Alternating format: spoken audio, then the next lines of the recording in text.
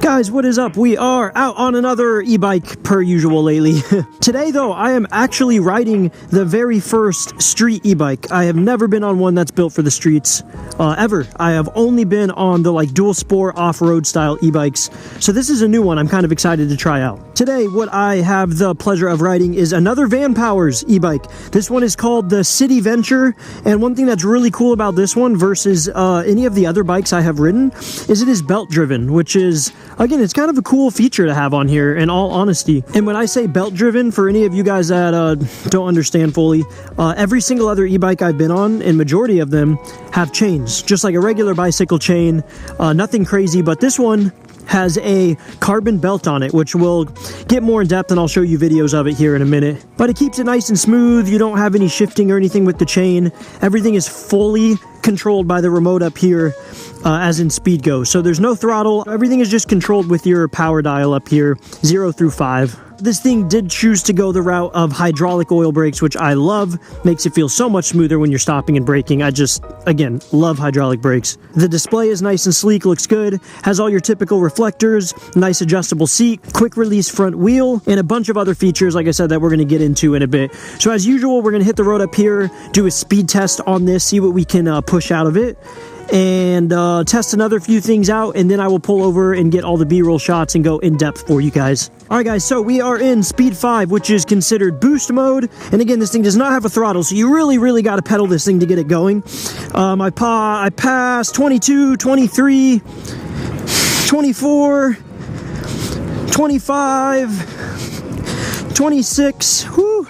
Alright guys, so we got it up to 26 miles per hour. It claims up to 25. I feel like I probably could have pushed this thing to most of the other e-bike speed, which is 27, 28. But we'll go ahead and give it an official 26, because that is what I got it to after all. So that's a good typical top speed for these things. I like it. I will admit that since there is only one fixed gear on here, it's a belt, not a chain, you can't shift into higher gears. You do have to give it a little more pedaling power versus some of the other e-bikes I've had. To push it at its max speed, you really got to be pedaling. Like I said, you're going to get a workout in from doing that. But if you want to cruise comfortably and you put this all the way in boost mode, which is the highest speed, and just pedal normal without killing yourself, you're going to get this thing to probably a good, as you can see the speedo, 19-20 miles an hour, and this is easy pedaling, easy work. So that was our good old top speed test. Now let's go ahead and look over the display here, which has a very good look to it. Per usual, guys, I have not even taken the film off because I like leaving it on as long as I can to protect that display. That's just, again, a personal preference of mine. I'll pull it off eventually. But on the display, it has a nice sleek look, like I said, very modest, very simple, which I always like. On the very top, you guys can see a battery bar, kind of in the top right. Right now we are completely 100% full. That battery obviously is going to move down and up according to your battery life in which you have it charged at, obviously. Below it, as you guys can see, we have our miles per hour. I believe you can also change it to kilometers if you would like, but obviously I'm here in the US, so I have it at miles per hour. And while we're on the note, as far as I know, the US model can go up to 25 miles per hour, or in our case, 26 miles per hour, and the Europe UK version can go up to 20 miles per hour. So keep that in mind depending on what country you are buying this in. And below the miles per hour, we have the overall odometer, which is the total amount of miles that have been put on this bike. And below that, you have your trip. You can reset it every time you walk out of your garage. If you want to go on a new ride, you can reset the trip and know how far you went. And then one step below that, if you guys can see, it says boost. This is your pedal assist, and it goes alongside with this bar on the side. As you can see, it changes colors as I change. So right now we have pedal assist off, so I am just moving strictly off of pedaling with the belt. So it says off and we're at 0. Now if I click it up 1, we're in eco mode. You can see the bar on the side turned blue. They're all kind of color coordinated. Number 2 is normal. Now it's green, and I can kind of feel it kick in a lot more on normal. Next up is called Tour, and it is number 3. Bar turns yellow. Again, like I said, it's all color coordinated. One more click up is called Power. This is number 4. Turns orange, and this is where you start actually feeling the power kind of kick in a whole lot more. Way less pedaling that has to be done at this point. It's a lot of assist. It's nice. And then 5 is called Boost. It turns red, and this is your basically sport mode, so to call. This is maxed out. This is your mode if you're trying to maximize the most you can out of your pedal assist. So as usual, we'll really quick see how fast we can go just on like an average pedal speed. On all of these, you guys can see, I like to do that. So on eco mode, I am pedaling right now pretty typical, and it looks like it's not assisting all that much. We're going about 9 miles per hour, and I can definitely feel that most of the pedaling is falling on me. Now we'll go to normal. This is number 2. I can instantly actually feel the stress come off of my legs there. We are up over 12 miles per hour, about 12 and a half, and that's about where we're sitting at 2. Let's bump it up to 3. Keep in mind, I'm trying to pedal, put the same amount of effort into the pedaling here so we can get a good gauge. So right now, number 3 is sitting us at about, we'll call it 16, 15 and a half to 16. Now we're in 4. Again, keep in mind, I'm pedaling about the same amount of effort. Number 4 is pushing this up to 17. We'll call it 17 and a half. And then number 5, it's really kicking in. It's going to probably put us just under 20. Yeah, it's about 19. Is where we are sitting at, and if I pedal a little bit faster, it's obviously going to go much faster, but this is me trying to keep the pedaling the same. So you can kind of see the range there for the pedal assist from 0 all the way up to 5. All right, guys, now we're going to go ahead and pull over and stop, and I'm going to get you guys some good footage of the bike so you can see what we got going on. And I'm going to go over the specifications and features that we got as well. All right, guys, let's start with the heart of the bike. That's normally what I like to do. In this case, it is right here. This is where the battery housing is. This is actually the battery right here inside of this tube here. Another super cool thing that I'm going to throw out there right at the beginning, which I do not have, you can get like a water bottle mounting kit, or it's supposed to look like it. I believe it mounts right around here. It comes with extra wires, and you can mount this thing that looks like a water bottle. It'll sit right here, but it's actually an extra battery, and that'll plug into your battery and increase your range from about 50 miles with this battery to 80, which is awesome, and I'm pretty sure it's pretty inexpensive for the add-on. So that's something cool to keep in mind. I've actually never seen that on an e-bike, and I really like the idea. Next up, this thing, it takes no time to charge compared to your typical e-bike. It's going to take about 2 to 3 hours depending on how dead the battery is. So on average, about 2 hours, and like I said, it's going to last you 50 to 80 miles depending on how you're riding it, and more on the 80 range if you get the extra battery and plug that in. The wheels, guys, these are 100% street wheels. This thing is not made for going off-road, clearly, but that's okay. That is what this bike is for. It is called the Vanpowers City Venture for a reason. It is meant to cruise around town, cruise around the city, cruise around your neighborhood, on the pavement, on the sidewalks. That's it, and that's what it's made for. Again, it's the model. It's cool. You got to take it for what it is. And these wheels, guys, are pretty massive still for the street. They are, I believe, 28 inches. At least the tire is 28 by 1 and 5/8, I believe, is what the tires are in this bike, which again, very big wheel. It's nice and smooth. And again, since this is a street bike, the forks themselves are fixed. You don't have any suspension in them, which is, again, the way it's supposed to be. It's a street bike. You really don't need much suspension at all. And then mounted on these massive wheels is obviously your rotors for stopping and your Tektro hydraulic brakes I was telling you guys about. They are so smooth. The levers feel great once again, and you have the same setup in the back. This right here is the quick release. You are able to pop this and literally just pull this wheel right off, so you can travel with this, throw it in your car. Makes it so easy. Not all the bikes have this, but the ones that do, it is a very nice plus in my opinion. And on the bike, you do have your typical reflectors for safety. You have one on the front handlebar, one on the rear that plays as a taillight, and then you have one massive reflector on each one of the wheels. And while we're still on the note of the wheels, I wanted to put this note out there for you guys. These are not your standard, I believe it's a Schrader valve. These are the Presta valves, so they are completely different. Just look it up on YouTube. But anyway, it's not your standard valves. You're gonna need an adapter or something for your pump. Thankfully, I had the adapter, so it wasn't a big deal. But for a lot of you guys wondering how the heck do I pump this up, just look up how to air up a Presta valve, and you'll find plenty of videos that pop up. I also do like the small touches.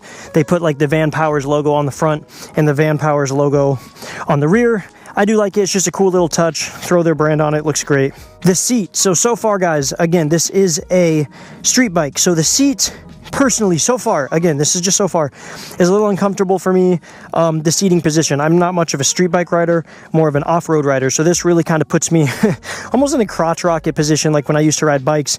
And me personally, it's a little uncomfortable, but again, for all you looking for a street bike, that's what comes with it. This is a full-on street bike. You're going to be sitting how you would be sitting on a street bike, obviously. But again, as in the seat goes, it's very quality. I like the material, and it is fully adjustable as well. This is the Carbon Drive CDX setup I was talking about. This is a belt, guys. You don't have a chain anymore. You have a belt, which is cool. One fixed gear, obviously, because you can't shift the belt, but it's nice and quiet, nice and smooth, again, because it is a belt instead of a chain, which can kind of clink and make noise. Again, this is the first time I've ever seen this on an e-bike, so I'm definitely excited that I got to try this out because so far I like it. The only con to it, like I said, is you can't shift into higher gears or lower gears. But again, this is made for the street. You really don't have to change gears too much. It's totally okay. The belt is a great idea and I like it so far. I know we already kind of went over the display, but the display has a great look to it. Your power button is right here underneath your shift buttons. You just hold that in for a few seconds. You can see the display powers on and we're ready to go. You also have this nice little bell to the right of that. It's one of those like low profile ones, and I like the look of those. They're kind of cool, honestly. Not super loud, but it is a bell, and it will definitely at least get you heard out on the street while you're kind of cruising around the city, right? The grips have a very street feel to them, which I like. They're very tacky, easy to hold on to, and they are easy to pull on and off with the typical bar ends. You just unscrew the little metal clamps, and that whole thing will slide off if you want to change out grips or anything of that nature. Now, the motor in the back is a 350-watt motor. Again, guys, it does the job. Like I said, it is one gear, so it's going to feel different than a bigger bike that you can shift around in, but 350-watt motor for this bike definitely pulls. Like you guys saw, I got up to 26 miles per hour. Took a little bit of effort, but it does get there. The motor is 36 volts, so it is 350 watts, but it is 36 volts. That is worth mentioning. The bike itself weighs just over 34 pounds, which is more than half the weight of any of the off-road bikes. So that is a plus that comes with this street bike. And that's something to keep in mind if you're looking for a lighter bike. I mean, it's half the weight, more than half the weight. It's pretty crazy to think about. So overall, the weight, it is a very light bike. Another thing I forgot with the pedaling and the motor and everything is there is a cadence sensor. That's how it figures out how much to assist, is the cadence sensor. So as you're pedaling, certain amount of torque, it'll sense that and assist that much more or less power to the bike, if that makes sense. But all the cables run nice and clean on this bike. They look great. The look overall, I do like on the bike. For a street bike, it looks great. The tires themselves take, I believe, anywhere from 50 to 85 PSI. Sounds like a lot, but it is a street bike. I set mine to 75 personally. You can mess with yours however you please, but that's what I did for me. For myself, I liked it and it felt comfortable. And this little spot right up here is where you're going to charge your bike. You pull that little rubber tab off and plug it in right there. Bike comes with a charger. Like I said, call it about 2 hours to charge and you're ready to hop on the street, which is insanely small amount of time. All the other bikes are normally around 7 hours. So this is like, you're going to get just as many miles out of the bike, but only charge it for a quarter of the time. So pretty cool. So let's hop back on the bike, get cruising, and see what else I can show you guys quick. Now, something I did want to mention, guys, you normally with these e-bikes, you can buy them 90% assembled, not assembled at all. I got this one not assembled at all. I wanted to give it a shot and see what it was like building it from the ground up, because all my other ones were 90% assembled. So I would not recommend getting the bike completely disassembled if you either do not like putting things together or struggle with it. I don't really have any issues putting them together, but it can get frustrating certain parts because it's quite literally building it from 0%. Like none of it's really put together. So you got to build this thing all the way up.